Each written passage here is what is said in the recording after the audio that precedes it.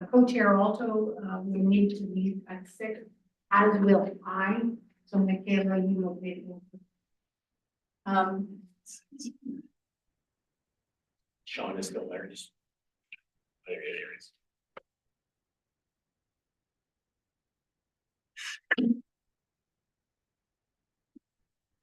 All right, are we live now? We are live. Welcome, members of the public. We are at the Victoria and Esquimalt Police Board meeting on June 18th. Before we go, we have an echo.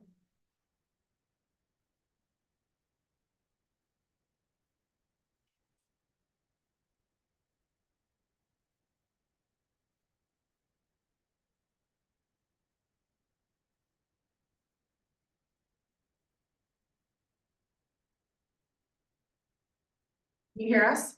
Before we go, okay, no echo. I just want to acknowledge with respect I just don't know. that we are within the territory, traditional territory of the Pungan people. Songhees and Kostapsan, which is also known as the Esquimalt Nation. And we're very grateful to be able to live, work, and play within their traditional territories and have all of the benefit of their care of the lands from time immemorial. I will move down and I look for a motion to adopt the agenda. We have one additional motion that will come to the governance committee public agenda. Are there any other additions to the agenda? Being none, I'll ask for a motion, please. Sean and seconder. Thank you. Paul, all those in favor of the agenda? All right, and none opposed? All right, we will now move back to the presentation. And I'm sorry, Ruth, is Ruth in the room?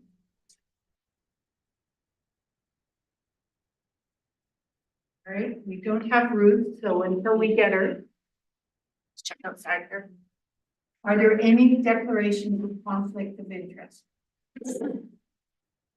Okay, seeing none. We have adopted the agenda. We have the minutes of May 21st. Are there any errors? I'll look for a motion to adopt first, please. Jim and seconder. Paul, any errors, omissions, or changes? Seeing none, all those in favor? Any opposed? None opposed, motion is carried. Ruth, welcome to the meeting, and you're giving us a general overview of FOI matters in processes. Yes, thank you so much. Thank you. So I do have some slides. Would you like to sit over this way maybe and be able to Stand if that's okay. That's okay. will Ruth have her back? Or will the audience be able to see Ruth? My question. She gets a little closer to you than, yeah, chairperson. I think Sean Dillon may have had his hand up, but I could be wrong. I'm sorry, I think. John, did you have your hand up? I think so. We gotta get onto the live version. Yeah, it's a bit of a. This is the delay. delayed version. Yeah, this is a delay. Yeah. No, okay. Ruth, go ahead. Ruth, I'm trying to get your stuff up here. There's just so much happening at the moment. Well, I'll start maybe with an introduction. So good afternoon, honorable mayors, chief members of the board, colleagues, and anyone else who's listening in on today's presentation. So my name is Ruth Shoje, and I'm the manager of privacy and legal services here at Victoria Police Department. And today I'm going to be talking about the fundamentals of the Freedom of Information and Protection and Privacy Act. So I'm really just going to be focusing just on the FOI part, on the Freedom of Information part, more than the privacy aspect, because it's quite a large act, and then privacy really could be for another day, but there's a lot to cover on just the FOI side. I'm just gonna wait a few minutes for the slides to go. Share this. Hang on.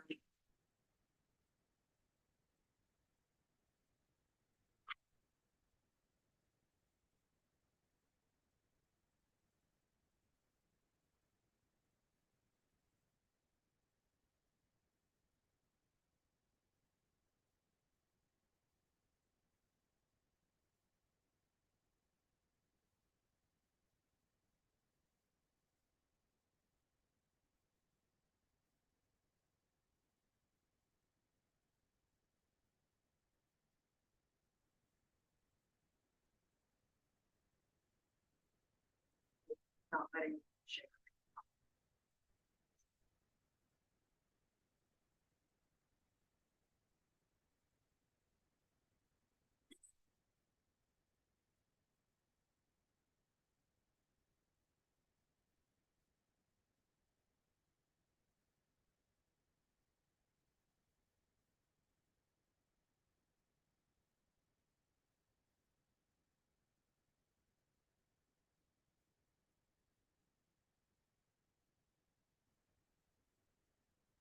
Click through.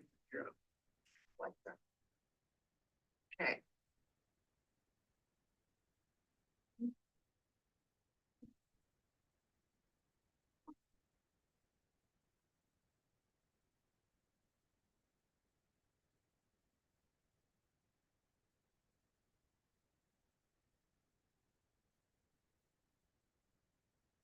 There you go. Stick there.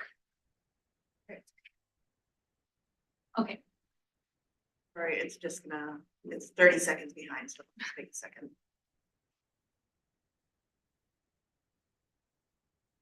okay, so I'll start first with what's the purpose of FOIPA. So it's pretty much to make public bodies more accountable to the public, more transparent. And then the other part of the act is to protect personal privacy. Next slide, please.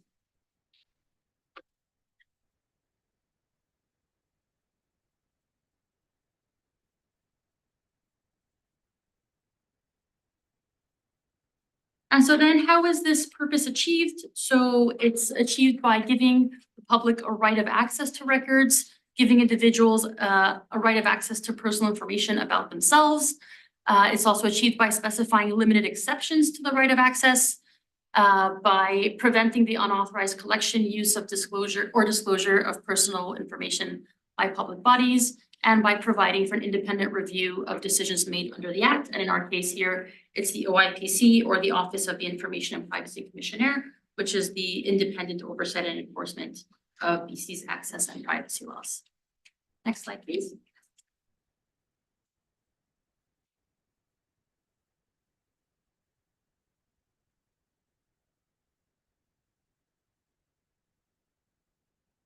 So what does the Act cover? So the Act covers all records in the custody or under the control of a public body. And so this scope is potentially quite massive because records are defined quite broadly. So this is not exactly the definition of records, but these are things that would commonly be included as records under the Act. So things like books, documents, emails, text messages, maps. I'm not going to read the whole list, but pretty much all information that can be recorded or stored by graphic, electronic, mechanical, or other means can be subject to a FOI request.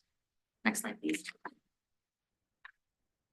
So here's just a basic overview as to how applicants make a request. So the request has to be in writing, and then the request has to have sufficient detail to identify the record that's being sought. Then the request has to be submitted to the public body that the applicant believes holds the record. And then if a person is requesting personal information, then they also sometimes have to provide additional information to verify their identity. So for example, in our office, because we're dealing with very sensitive personal information in police records, we often require applicants to provide government issued photo ID before we can provide them with their personal information.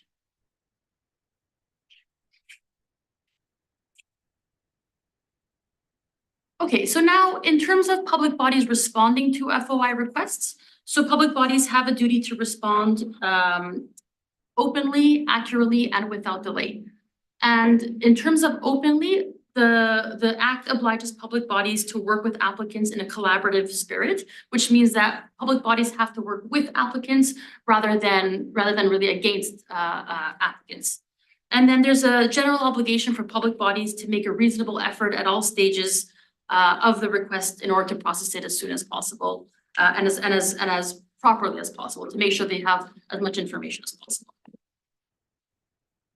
Now, the time limit for responding is 30 days. We often get the question, well, what does 30 days means? Because the act only says 30 days, but 30 days in reality means 30 business days.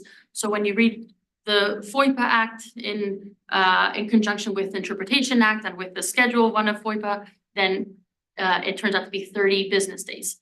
And then there's also the possibility of extending the 30-day limit by an extra 30 days in a couple of situations. In our office, we really only tend to use it for, let's say, third-party consultations. So for example, if we're asked for email records, for example, between Victoria Police and the RCMP, then we'll have to consult with the RCMP before we can release those records to the applicant to see if they need to make any redactions or anything to those records.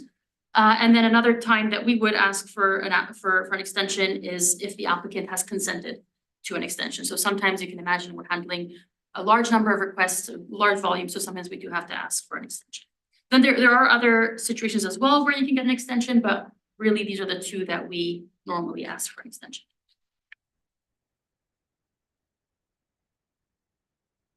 Now, in terms of FOI fees, it's not always something that is requested of applicants, and it is discretionary. So public bodies do have the choice to sometimes ask for fees, and we see it really with really large requests where a public body would really have to work above and beyond to get that request to the applicant. So in terms of fees, this is in section 75 of the Act. So the first thing to know is the first 3 hours of work by the public body, those 3 hours are free.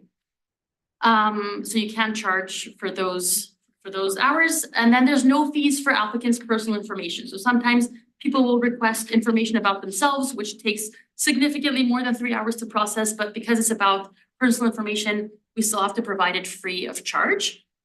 If a public body is going to charge fees, then they do have to make a written fee estimate before providing the services. And then if it's going to be over $200, then they can require a deposit from the applicant. And then whatever the public body decides to charge as fees, they just have to keep in mind that that decision to charge fees and the amount is reviewable by the OIPC. Next slide, please.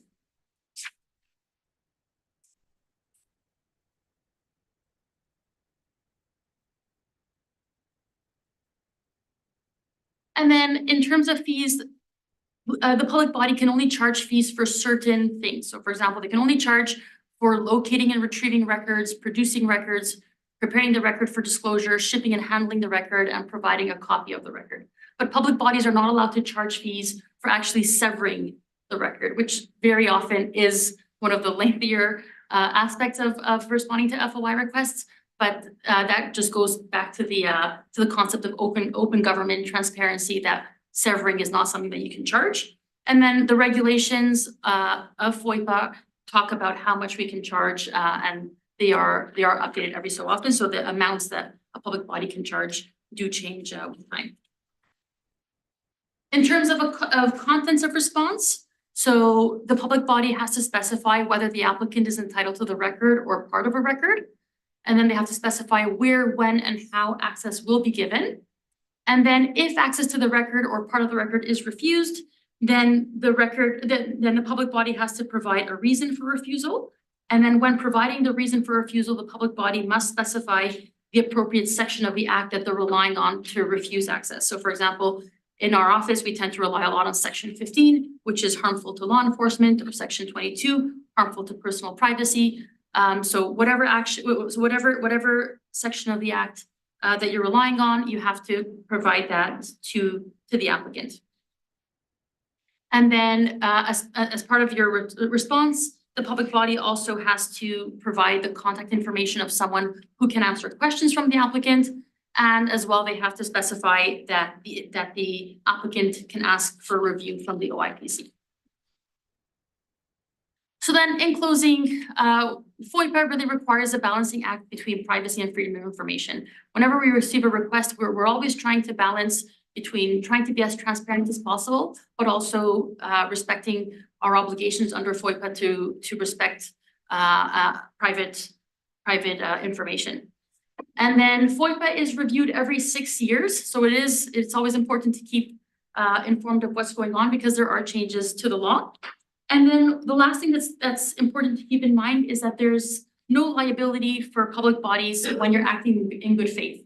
So as long as a public body is answering as transparently as possible, as quickly as possible, really in good faith, then there's no liability for the public body or anyone acting for that public body. So that's the end of the presentation. I'll take questions if there are any. Thank you very much, Ruth. Are there any questions from the board? Elizabeth? Can you just give me an indication of the volume of requests that we get? Is there any way of quantifying that, or is there a pattern? So our office gets roughly 2,500 requests per year. And they are divided between like what you would call formal requests, where people are asking for information about themselves or information about like the general nature of our work. And then there's also routine requests where like different agencies that we work with will ask for information on police records that we have. So really all of that goes to roughly that number. Sean, did you have your hand up? Oh, that's the cursor. Go ahead, Paul. Thanks, It's not my cursor. thanks Ruth for your presentation. My name's Paul Farrow. I'm chair of the governance committee and I appreciate hearing this. I guess a couple of things, just I know in other organizations that I used to use this piece of legislation a lot. They would have a fee schedule. Do we actually have a fee schedule? Yes. Okay. And is it reviewed regularly? How is I think one of possibly the governance committee might want to have a look at the fee schedule. It's something I can work through the chief possibly on that, just to see that. So there is one and okay. And I guess the other question would be is, I mean, it would be interesting. I think it'd be good for myself from the board, and I can't speak for my other colleagues, to possibly maybe just get not even quarterly, every twice a year, just a report of just where you are in volume, especially if there's any issues, any emerging trends with some of the requests, and particular more so any problems with the actual legislation. Because, the acts, as you mentioned, does change, and there could be an opportunity for the board at an applicable time to actually make a presentation to provincial government to actually request changes of to the act. If there's actually problematic areas, it would be good for us to know. So kind of my takeaway would be is, we should probably look at the fee schedule, one thing, and maybe we can kind of get together twice a year and just see, volume issues, headaches, those types of things. And then also take your recommendations. If in fact there is problem areas in the actual legislation, I think the board could consider actually making a submission to the commissioner and to ask for a change. So thank you for your presentation. Thank you so much. Further questions for Ruth? Maybe Tim? in follow-up to colleagues Elizabeth's question, my name is Tim. That's not the follow-up, but anyway, my name is Tim. How much time does it take to process these 2,500 requests? What is the timeline we're talking about? So because we work with a 30-day timeline, we do try to get our requests in within that timeline. A lot of them do take 60 days. A lot of them we do get an extension or because we do have to consult. So some of them do go with 60 days. And some of them will go longer just because there's an issue with the request, just the volume. Sometimes there is an issue that we have to go further, but most requests, we do turn them around within the 30 or 60 days. And so my question is around how much person hours does it take to process 2,500 requests? So right now, we have a team of 3 people. And we are moving to a team of 4 people to process those requests, just because it is a very, very busy office, a lot of volume. Thank you very much for Thank your you. presentation. Definitely opened our eyes a little bit further, and it's always good for the board to be very aware. Thank you so much. Thank you. Paul, will you follow up with your suggestions to make those more formal so that they get into our calendar? that twice a year we I will send an email to yourself and the board's EA and to the chief and to see if we can make that happen. Absolutely. Okay. All right, we move down to board co-chairs update, and frankly, I have nothing at this point. Mary Ann? Great. Excuse me. We've got, Sure. hmm? Can I ask a question just under the board's co-chairs report? Sure. Just looking at I didn't know where to ask the question. It's actually, it was looked at under the minutes of the last meeting and the topic was under the co-chairs report, so I'm gonna ask it now. At the last meeting, a motion was made to invite the Human Rights Commissioner to a future board meeting to talk about student safety in schools, school district 61. I guess through the chair to the board's to Tanya, whether or not we've actually received a request a response from the Human Rights Commissioner, and if so, are they attending a meeting, and when will that be? Wow, spot. So I can let you know that they have accepted our invite to attend a meeting. And they will be attending our next meeting on July the 16th in person, along with Mia Gold will be here as well. Great, thank you for that. That's good. I'm looking forward to that meeting. Thank you. Okay. So no co-chairs report, and we'll move down to CAPG 2025 update, and that's you. Well, this is an update and a conversation for the board. We were approached on March 5th, 2024 by CAPG to our governance committee, inquiring whether we would be open to hosting the 2025 conference. Since then, a motion has come forward recommending to the board that we approach the city of Victoria and the township of Esquimalt to co-host the conference with appropriate financial supports. A month later, the board did pass that motion and a letter was sent to both municipalities. I will point out in reviewing the information today that the motions say appropriate financial support. The letter identifies a sum of $20,000. In reviewing the documents, it was $30,000 in payable in 2 different sums. So I'm just pointing that out for transparency. It went before Esquimalt Council, who did not want to participate in that for various reasons. And also I think there was some confusion about whether they were being asked to provide the entire $20,000. But I do want to bring it back to the board for discussion because the board does have to answer. We were asked in March to move forward with this. I know it's still with the city of Victoria, so it's unclear, and maybe Mary Ann can speak to that. I will just say I see tremendous value in the board hosting the conference here. I think there's a lot of opportunity for engagement. There's a possibility for our entire board to attend a national conference without incurring any travel cost, and I think that's really valuable. And I see the value in the lining up of the CACP conference in 2025 with the CAPG conference, because there's an opportunity to have so many more senior leaders from across the country participating in the governance conference. So that is my update, and I think we need to discuss it. And we have the comptroller, is there $30,000 we can access to fund this? Off the top of my head, no. No, especially given that we had quite a bit taken out of our professional services budgeted with the 2023 budget that's under appeal. Chief?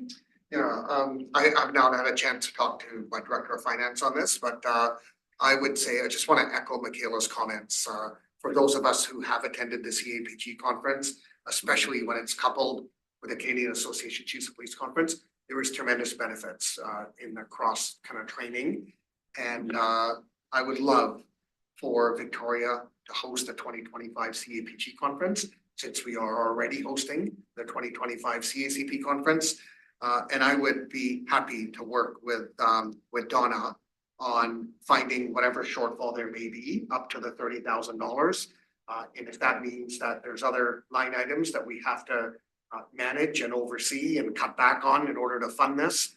And through you, Chair, I don't know what the timelines are when CAPG needs a motion or a commitment that this board will host it. But I would like to just indicate the interest that I would have as a police chief and what I feel that this board has to proceed, and we can certainly sort out the money issues later, and I'd be happy to contribute whatever is needed. Thank you. I think they're seeking a fairly immediate response because we will have to book the convention center, which is currently being held. And I think they are behind in their timelines in terms of when they like to confirm things and be prepared to announce. In terms of paying the money, $5,000 is paid fairly quickly. And that is sort of like a deposit and commitment that we are definitely moving forward, and then they announce it. And that I believe hosts a breakfast at the CAPG conference this year, where the location for next year is announced.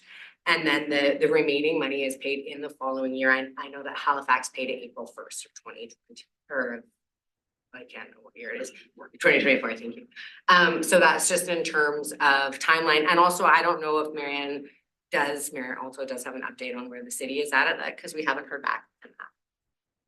With your indulgence. Yes, I did inquire both with the conference center and the city finance department, and what I understand, the conference center has agreed to provide what's essentially an in-kind contribution, reducing the fees for using the conference center by $6,200. So there's that, but a further contribution has yet to be considered. And I will remind the board that I did approach the other chairs of boards in the region, and they were all quite interested and felt their boards would support co-hosting if that's an option.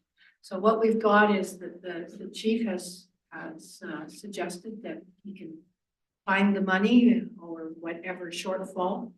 So we at this point probably need to make a decision of go, no go, and finding the money in a couple of avenues, either through the chief or through other associations.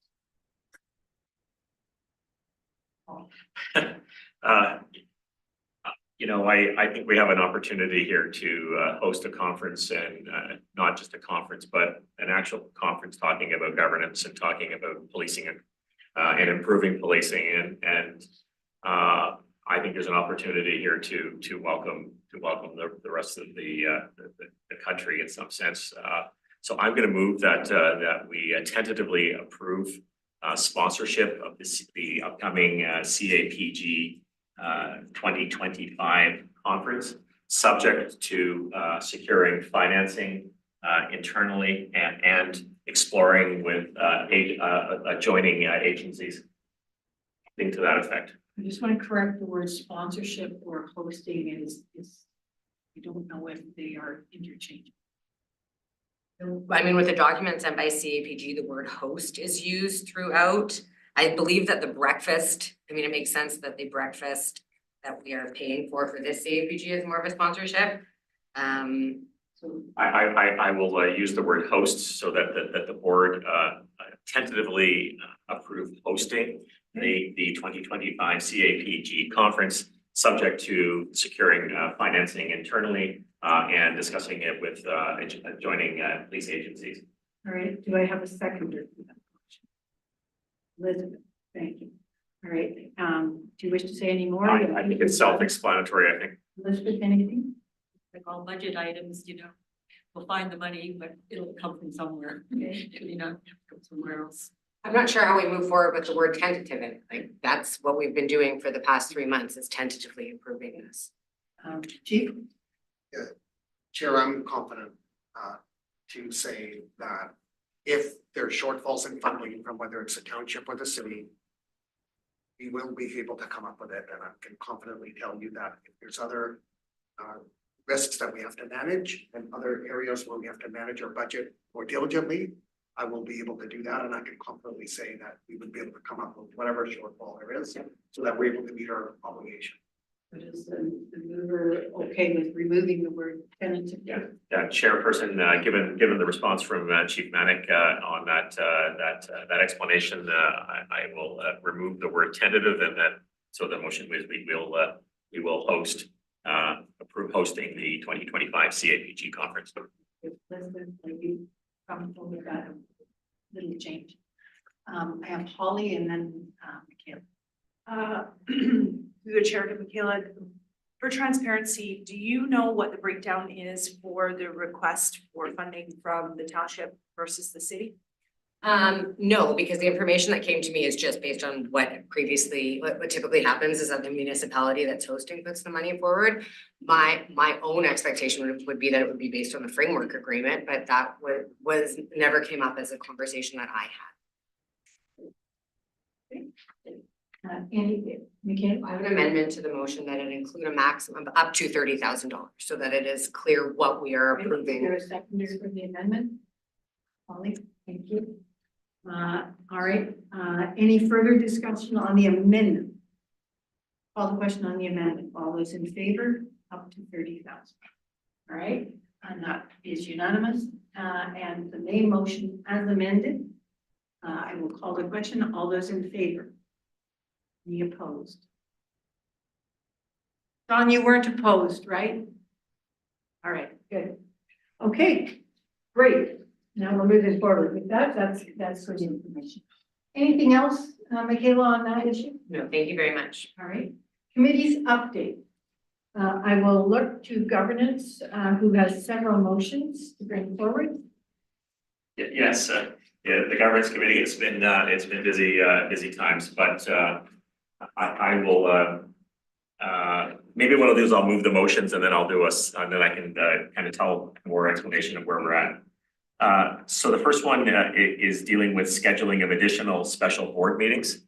I will move that an additional line be added to section 29 of the board manual.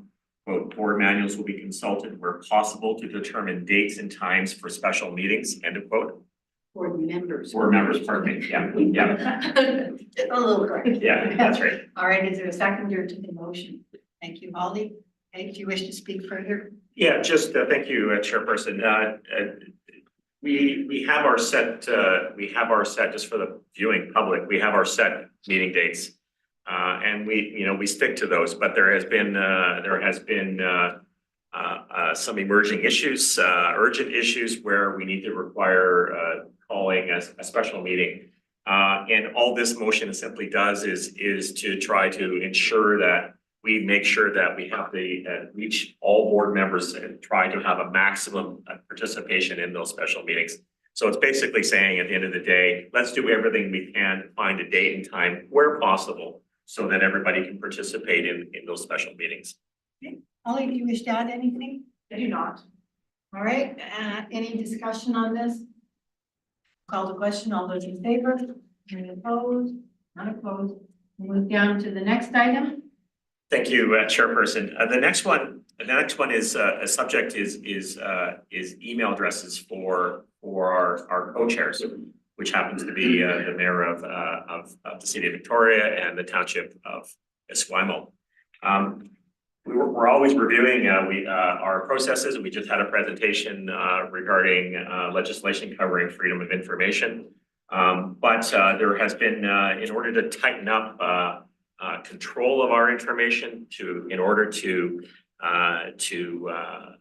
ensure that we're fully compliant within the legislation, I'm going to move that page 20, section K of the board manual be amended to remove, quote, except the co-chairs and, quote, board co-chairs are issued a VicPD email addresses only for the purposes of accessing the system. And if there's a seconder, I'll explain. Seconder, thank you, Holly.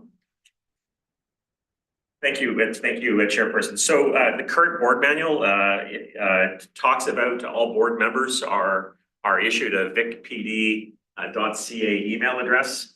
We conduct all of our business accordingly on that. However, the co-chairs are issued a Vic PD email address for accessing internal software, but for reasons which we were using their city of Victoria and or a township email address. To make it kind of go back and to try to ensure our control of our information, our security of our information, and ensure that everything is on our servers, and for very many reasons. What the effect this motion does is that all board members will use Vic PD email address moving forward, and that's the intent of it. And it's like a housekeeping change, but it's basically just making sure that we're securing our data on our servers, and we're covered by proper legislation. Thank you. Is there any discussion on this? Seeing none, all those in favor? Any opposed? None opposed, motion is carried. We move down to the third motion. Thank you, Chairperson. Yeah, as you can see, we've been dealing with some heavier issues. There is what I'll do is I'll do this first. This is regarding review of procedures and practices for service or policy complaints. And I'm going to move that the board revise / update protocol / policy on service or policy complaints based on the Vancouver Police Board policy and ensure compliance with the new police standards and the Police Act. Is there a seconder? Elizabeth? Paul? Thank you, Chairperson. Under section 168 of the Police Act, there is legislation that we are bound by regarding complaints, service or policy complaints from the general public. And here in Victoria, Vic PD, we don't receive too many of them, which is good. However, the governance committee wants to make sure that we're always making sure that our policies are in line with legislation, making sure that we're doing the best practices possible. And more so on policy and service complaints, we want to make sure that we're as transparent as possible, where we have to obviously sometimes we have to respect privacy. So the governance committee has reviewed its policy, and we've actually consulted with the Vancouver Police Board. And we've actually sat down and actually examined their structure. Their structure is very similar to ours, but they have a couple of extra steps that we certainly I think that would be good to do. And they also, the Vancouver structure as well is doing, where possible, a lot of conducting the process in the public session. And so what the intent of this motion is if it's approved by the board, is to work with staff through Chief Manick to revise the current Vic PD process regarding service or policy complaints, as well as making sure that we're compliant with the changes recent changes under the provincial government regarding the new police standards, and as well as the Police Act. And what the effect will be is we will have to go away and revise and redraft our processes, as well as we want to make sure that we provide copies and consult with two bodies. One is the Office of the Police Complaint Commissioner, making sure that they understand the model that we maybe want to get to, and as true is working with the Ministry of Public Safety, who will making sure that any new policies that we adopt will be compliant with ministry standards and by the minister, most importantly. So it's a lot of work. This won't happen overnight, but I think it's just good governance to always review our policies. If we can make things better, I think that this motion will. Certainly, I think that's a good thing. And again, it's a live policy. So if we have to pivot further down the road, we can certainly pivot. But this will get the ball moving to revise our policy and to try to update it, making sure that we're fully compliant. Thank you. Thank you. Are there any questions or comments? Holly? Just for clarity, do you want it based on the Vancouver Police Board policy, or would you like it to mirror it?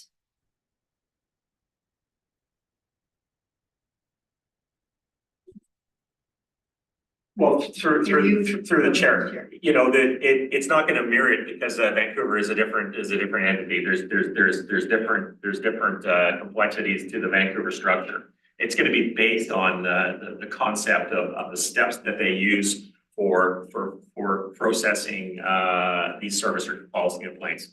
And again, I need to emphasize that we met with a representative of the Vancouver Police Department, and you know, it was and we were very comfortable with how they handled it. Their level of complaints is I don't have the exact number, but it was staggering the amount of service or policy complaints Vancouver processes. So their system is working, and that's why we want to base it on their structure. Anything further? No, I was just curious about, I don't think it's a bad idea at all. For me, it was just around motions that aren't very clear, sometimes create confusion. Ultimately, as Paul indicated, it has to go by OPCC and the. Yeah, sorry, Chairperson. We received a letter from the commissioner several months ago on another matter, but tied into that letter was a recommendation. It wasn't an order. It was a recommendation saying it would be good if the Vic PD would actually review its processes. So we've actually met with the OPCC and we've given them that commitment that we're going to review it. So in some sense, what we're going to do is follow up with them saying, here's where we want to get to, making sure that there's a kind of approval from their sense. Not that they have to approve it, but we want to make sure that they're comfortable with any changes. And this is the second motion on this that the board has already put forward that we would do an extensive review. We had that conversation with OPCC. We then heard from Vancouver. So now it's moving down that process to develop further. Okay, we have the motion on the floor. Any further discussion? Thank you. Through you, Chair Paul, Chair of the Governance Committee, this was a good piece of work to bring in the Vancouver representative and just to hear what they do, how that process is. I think being on the Governance Committee, I now feel a lot better with this revised process to handle this. And I think maybe this might be a way to see more of these of policy service and policy complaints to give the public confidence that there's a space to be heard. There's need to. Thank you for that. Thank you. Any further? Dale? Well, I just have a question in terms of policy and complaints and that. They don't seem to be accessible to the public, and in Vancouver they are. So perhaps that's a reason why they see more complaints in Vancouver. I don't know, but people would be aware of this and having the policies public would be consistent with our goals of enhancing public trust, you know, maintaining transparency. Noted by governance, within their review. Okay, anything further? Seeing none, I'll call the question. All those in favor? Any opposed? None opposed? And we have the fourth motion, and that is related to the board SD 61 letter. Yes, I'm just gonna find it, Chairperson. I have it. Thank you. I'll move the motion and then I'll just have to do a little backgrounder of what this is.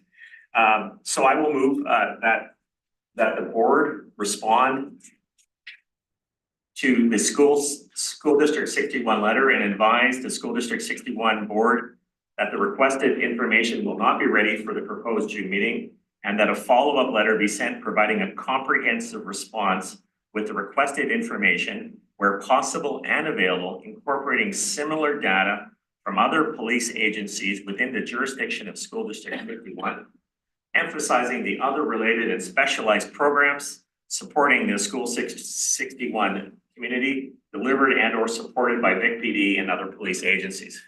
Okay, there's a seconder for that motion. Holly, thank you. Paul, if you want to provide sort of the short version of what I'll is it. try, I mean, it's, yeah, I will. Because I it can- is complicated and I believe that Chief may be adding some commentary through his reading. Okay, then effectively, this is directly related to the issue around school police liaison officers, but the letter that we received from Chairperson Nicole Duncan of the School District 61 sent a letter requesting information, and they were looking for particular information from Vic PD regarding data regarding gang recruitment, criminal activities between 2015 and date. They've also asked for other data from police calls to School District 61, broken down by each school from 2015 to date. They've also asked for a copy of Vic PD policies related to vulnerable populations. So one of the reasons why we can't respond quickly in the sense of by the June is that they're looking back many years in the sense of 2015. But also the governance committee, we had a comprehensive conversation about this, that in some sense, we're only one agency here in School District 61, and we work with other police agencies. And it made sense to us in order to actually properly be transparent on the information, we would actually work with those other agencies and provide all the data so we can actually paint a proper picture of the situation. And that's effectively what the motion is. And the chief may want to respond on that, but we want to make sure that the School District 61 board actually has the facts to the best of what we can provide, not just from us, but from the police agencies supporting School District 61. Thank you. Okay. Any discussion on this? Okay. Seeing none, I'll call the question. All those in favor? Any opposed? None opposed, motion's carried. We move down to HR committee. And no motions. Do you wish to speak to anything that you reviewed in the committee? There are two items, thank you, Chair. There are two items on the agenda, and maybe I'll invite Deputy Chief, if that's okay, Deputy Chief Laidman to speak to item A and B, and I can update. Is that okay? Yes, this. Can't hear you, Jason. The volume down. Can you hear me now? I wonder if we.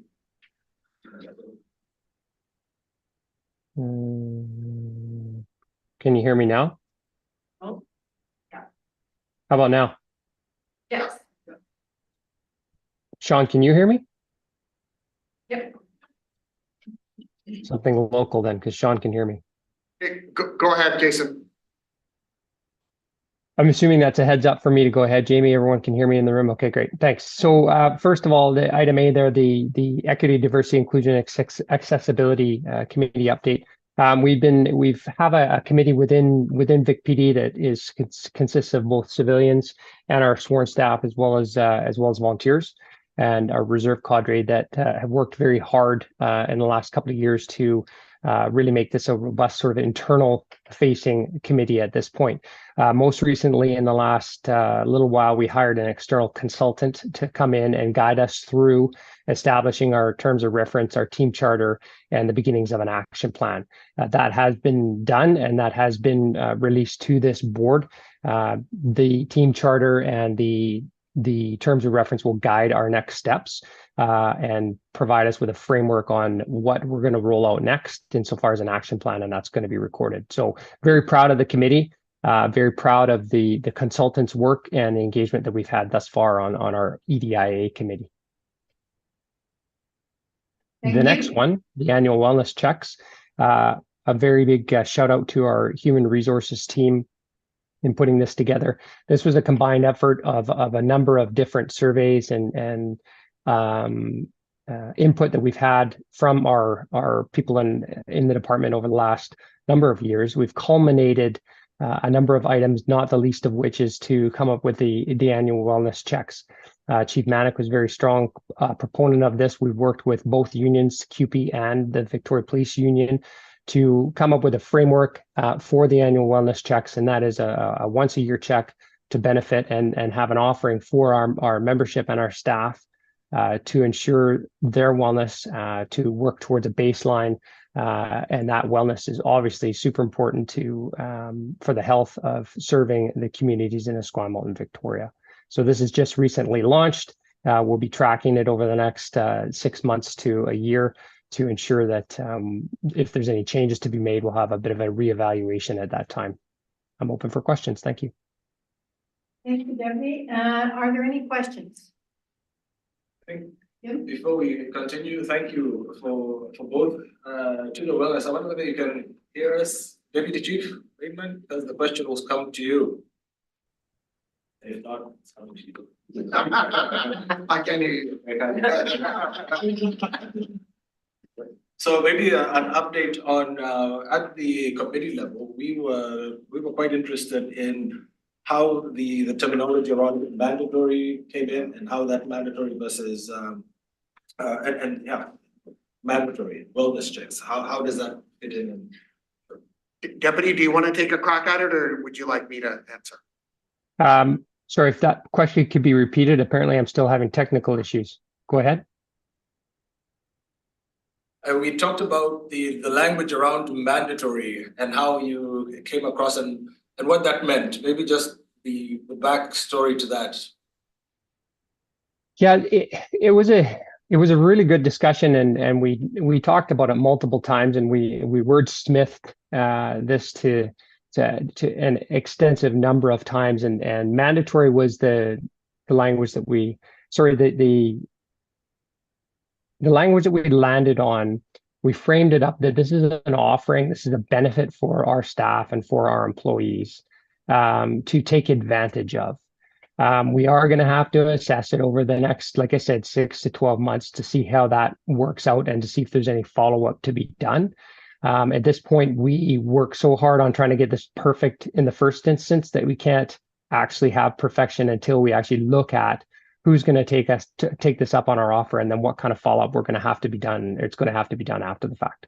Chief, I don't know if you want to add anything more to that, but I think that's we're going to have to examine how well this is going to go in the first instance. Sure. If I may, through you, Chair, just quickly providing some context to this, and I know this was discussed with the HR committee a few weeks ago. We don't want this to be punitive. This is meant to help our staff. We want to work with our unions, but we recognize that our staff are exposed with the severity and the frequency of exposure to trauma has increased exponentially. And so we are coming up with an area where we also don't want it to be voluntary, because some people will go, some people won't go. Again, as the deputy commented, the language that we landed on was that all employees are required. So this includes our police officers, our civilian staff, to attend these annual wellness checks. Now, the good news is for the board is that many of our staff already have a relationship with a therapist or with a psychologist or a counselor. So we're also allowing the flexibility that if you have a relationship with a mental health professional, you can actually get your annual wellness check done there. It doesn't have to be one that's prescribed by the Victoria Police Department. So as the deputy commented, this is year one. This is seen as a really positive initiative where our staff are excited that we're investing in them. We've always had mandatory annual checks in certain positions where we know there's a high severity of exposure to trauma. What we're now doing is we're expanding it to every single police officer and civilian staff member. So again, it's a work in progress. We look forward to reporting to the HR committee on what the outcome is. Could there be some hurdles that we have to overcome? There may be, but this is seen as a real positive step that the organization is investing in its people and their mental health and wellness. Okay, anything further, Tim? And again, through you to the chief, have you and the senior leadership add and participate in this program? We will be.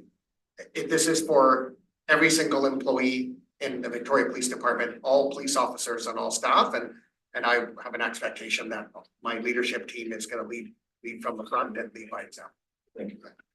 Thank you. And we'll look to the finance chair, for, report out on from their committee. Thank you, Chair. I'm going to talk about items A and C, and then I will turn it over to our Director of Finance to do an update on our financial report. So with respect to the 2025 budget, we're in the early stages right now. I believe the departmental budgets are being worked out right now. Yeah. Thank you. I see nods around me. And from the committee's perspective, we have identified a number of organizations in our communities, both in Esquimalt and Victoria, that we want to reach out to and ask them some fairly general questions about their opinions of policing in our community. Those have started and they'll continue probably through this month, maybe into July.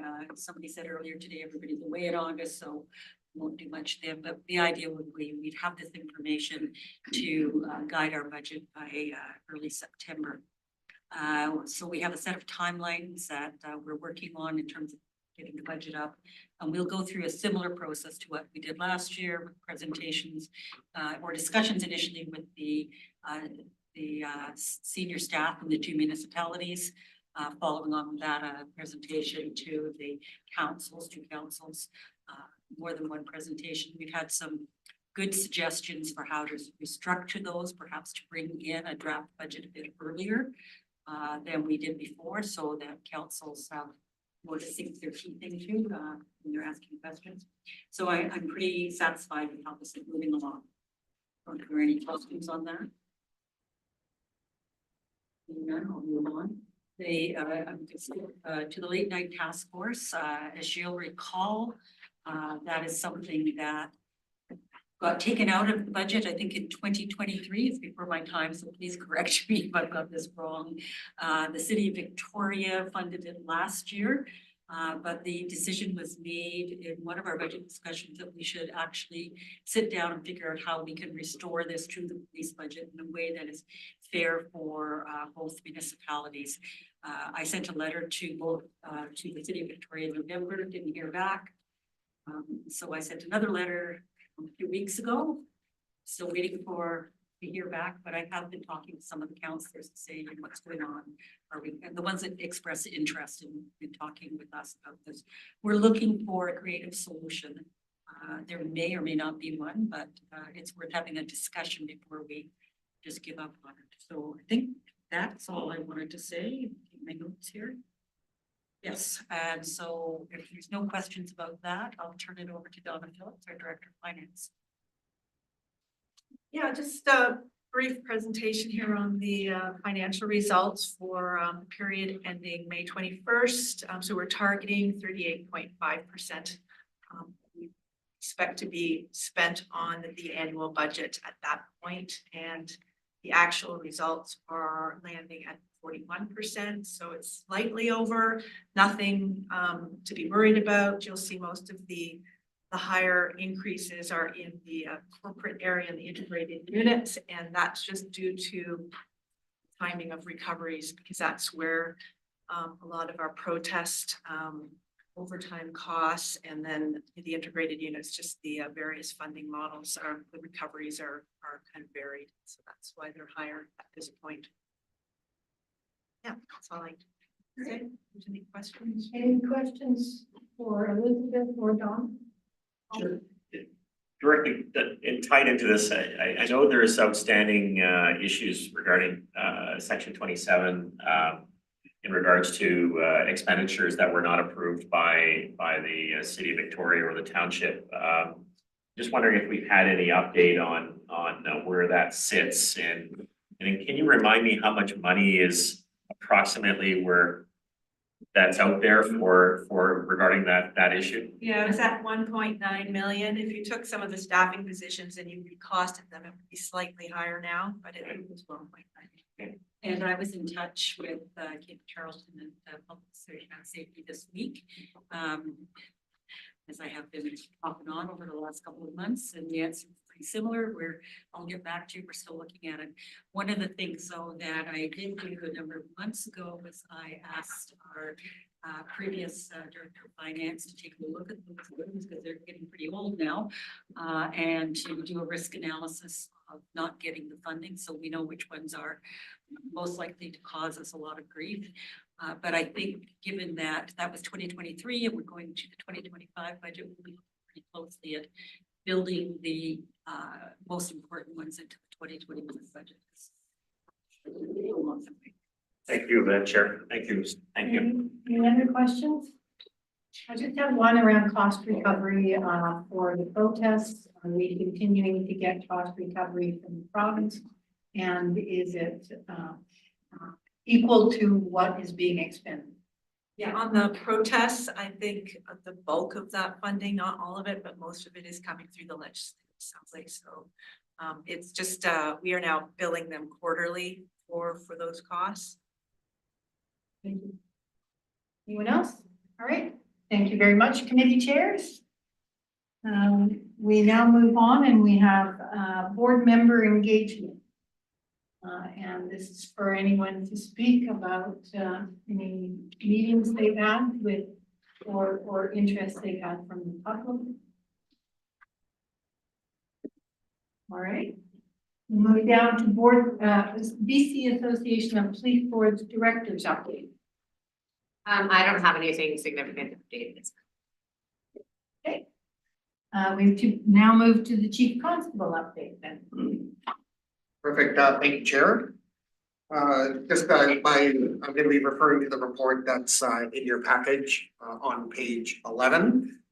Pretty self-explanatory. I've continued to finish off with some of the chief's updates that I've been doing for the spring. Also, I've had a chance to go present to Central Middle School, grade 6-7 class. We've had 2 classes from George J. Elementary School come visit Vic PD, and so shout out to our staff who assisted in facilitating the students and parents and teachers that were here over a couple days. And also the Harbor Cats baseball season started. And so every year I go when the team's doing their orientation, I meet with the players and the coaching staff. I welcome the players to the city. Many of the players are from the town. Talk a little bit about leadership, about their upcoming season, and also talk a little bit about personal safety and what their role is while they're here, and how the Big PD has a strong partnership with the Harbor Cats baseball team. That's my update in the written report. I'll just turn it over to Deputy Chief Jamie McCrae for the other part of the ops update. Thank you, Chief, and I have 3 files to update on, as well as one just a deployment update. So I'll start with the deployment update. We historically have had a mountain bike unit. We've had it almost my entire career, so I think it started sometime around 1996 or thereabouts. And you may recall during our reorg that started in January 2023, we were no longer able to deploy in the city on mountain bikes. Out in the township, we still do during the summer deploy on mountain bikes, which is great.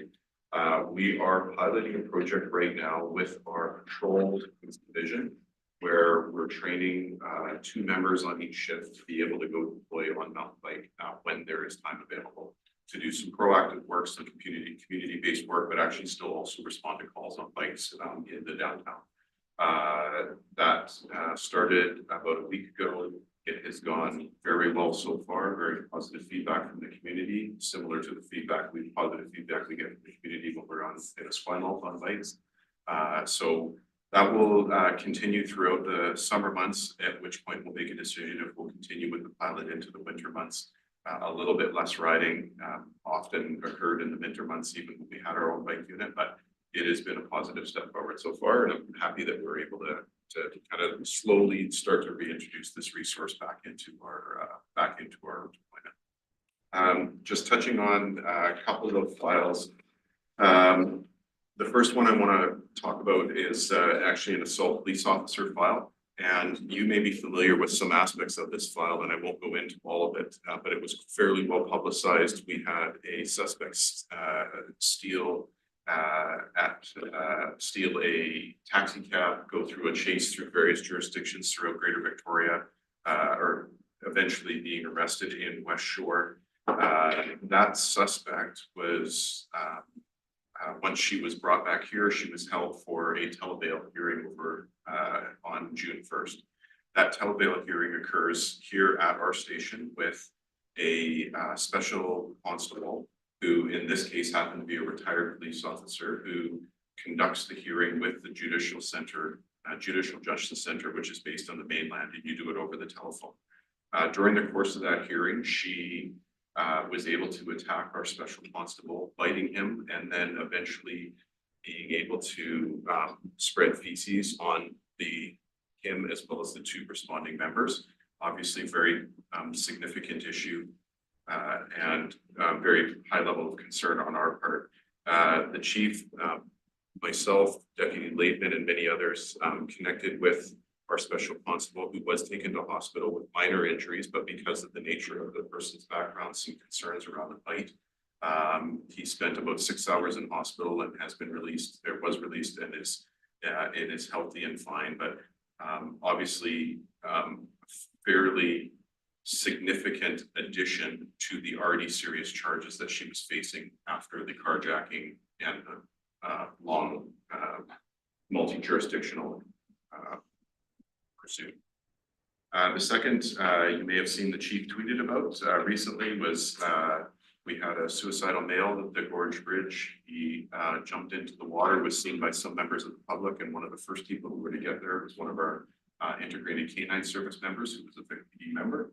And upon arriving there, was able to talk to the male, yell at him, encourage him to, let's not try and kill yourself, and eventually threw a long dog leash to him and pull him to safety, saving his life. And it's just an example of kind of a bit different kinds of circumstances that we're faced with, and you really have absolutely no idea when you're driving down the road what you're going to encounter. In that particular case, it was right place at the right time because he was there very quickly after the male entered the water. And then finally, I'm just going to touch on a break and enter that happened just on June 11th, very recently at about 8:30 in the morning.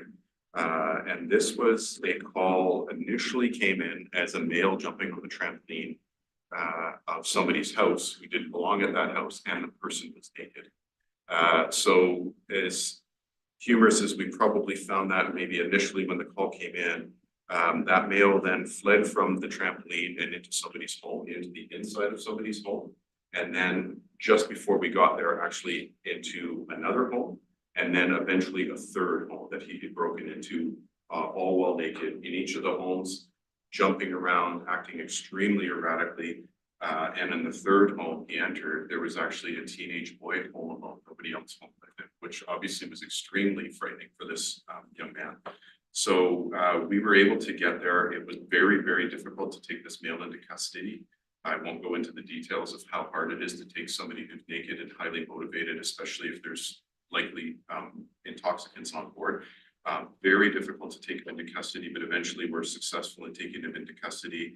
Eventually that male was actually transported to hospital because of so many the concerns around what drugs he had consumed, but he is being charged with multiple counts of break and enter and resist arrest, assault police officer, as just to name some of the charges. So obviously a very concerning file, something that we do worry about when there is an individual home alone like that, but ultimately resolved safely by our attending officers after some sort. Leave it at that. Thank you, Deputy. Chief, anything further on your report? Yeah, I just had one other thing, Chair, and you kind of touched on this when Board Member Farrell was introducing that long motion about the response to the Board of Education's letter for data. It's just the timing of when we can respond. And I know that Chair Duncan from the Board of Education, her initial request for the data that she was looking for, just from VIC-PD, was trying to get it before the end of June, and I respect that. But as you heard, getting this data involves the Saanich Police Department, the Oak Bay Police Department, and the West Shore RCMP. And we're coming into the summer months, it's gonna be difficult and a bit of a challenge. There's a manual extraction of data that's required.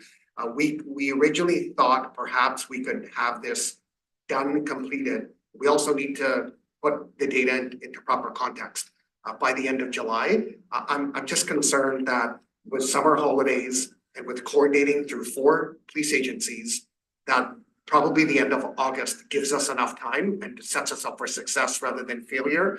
So rather than respond to the end of July, I would just wanted the board to consider, would they be open, given the time of year and given the complexity of the request, to get the data, get it right?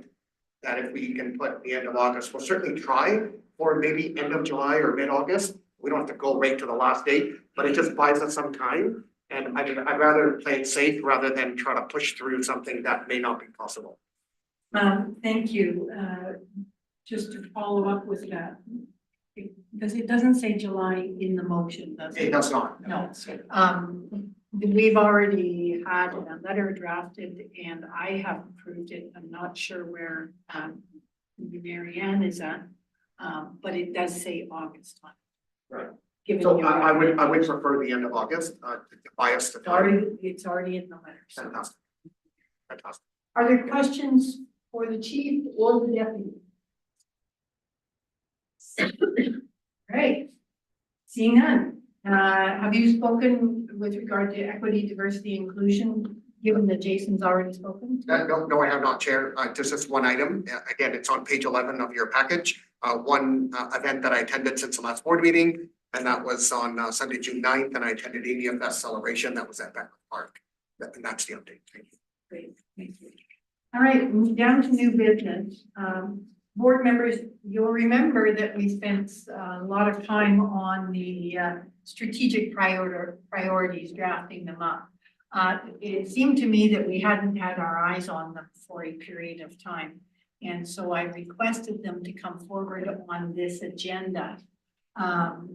To remind ourselves of where we're at and see if there's anything that we can check off or if there's any specific updates that anyone might have toward these strategic priorities.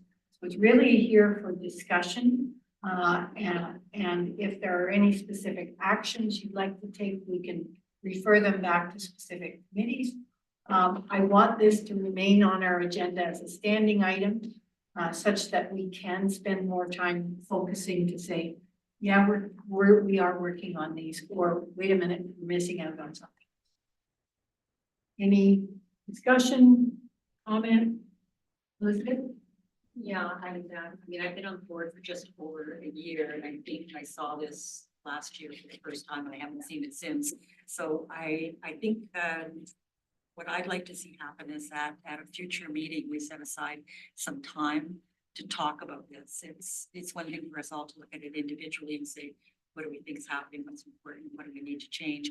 But I think it requires a discussion, and I think at this time of the evening, it's the most productive time for us to dig into that. But if we could schedule that, I would really appreciate it. Right, is it, I mean, I see nods around the table, that's a good idea. So an action item then, Tanya, would be to, if you can bring that board back for the July meeting and it moves up on the agenda to the beginning. And I know we'll have the presentation and then we'll maybe jump into our priorities. Okay, thank you. Any further comments? I think, thank you, and thank you, Elizabeth. I started on the board, and I think the first thing I did was to work on this, so I had no idea what was happening, and here we go, so this was, yeah.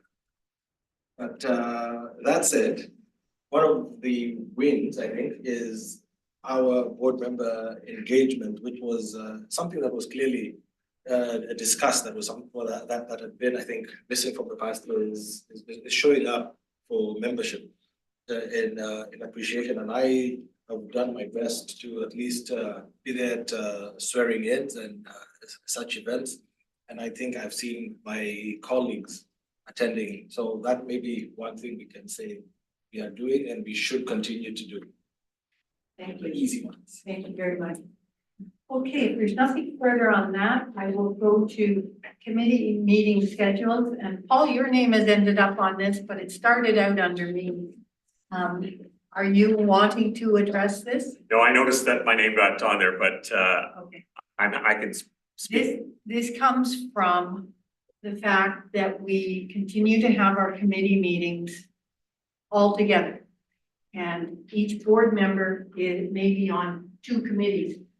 So the problem being that some people have to have a meeting at the beginning for an hour and at the end for an hour. And if things get extended, that gap in the middle becomes longer. And it's not a great way to use their time. And so I'm going to look to what I would like to do is direct the governance committee to review committee meetings as to time length and separating them to separate days so that members of them and come back to us with a recommendation, which is what we did in the past pre-COVID.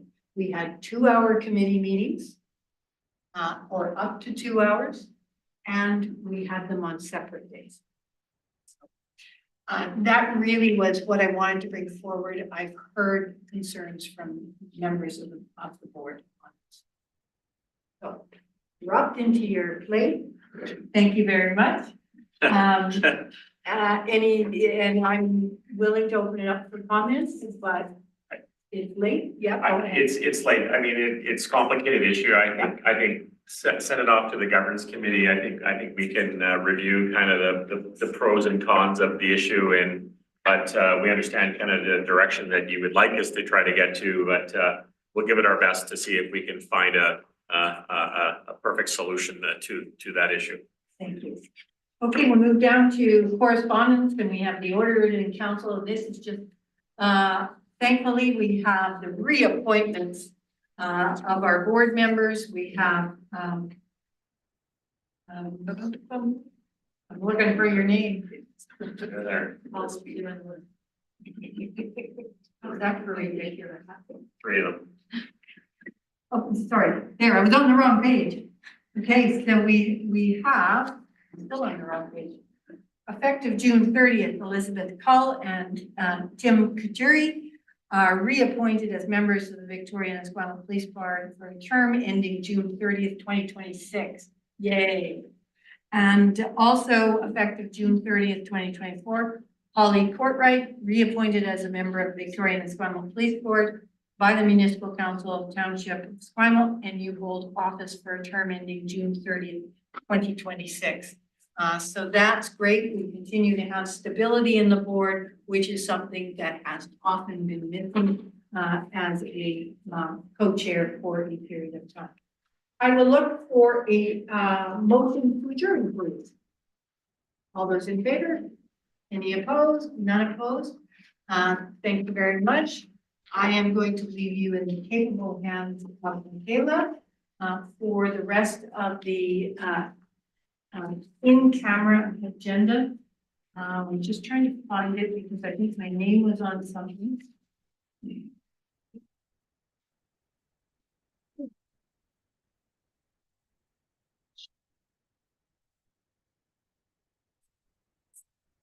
Okay. Yeah.